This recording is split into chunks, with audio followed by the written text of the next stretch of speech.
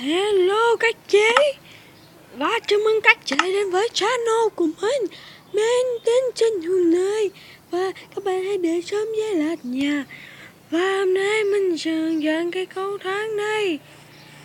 Cầu thang vãi cái lên, vãi cái lên lăn kín đi chơi. Đây là mô hình các chị. Các chị làm cho mình một cái đây. Hai ba. Hai ba bốn.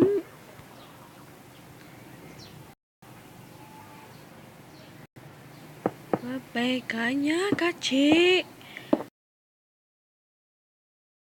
Các chị không khăn. Và đặt đây.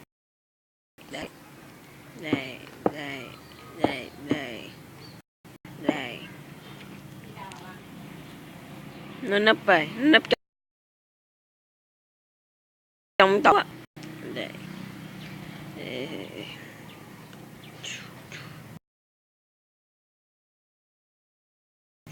Các bạn nào biết rồi thì hãy thông cảm cho mình nha. Đã đặt một cột hai, đặt ra đó. Về tủ vào giữa ca này nha. Thanh.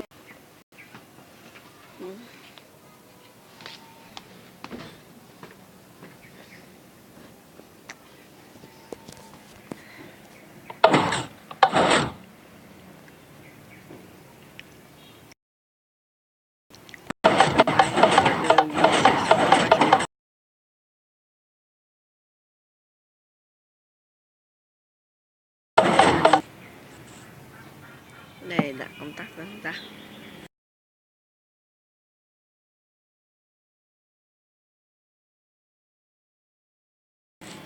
Ok. Và bye bye các chị.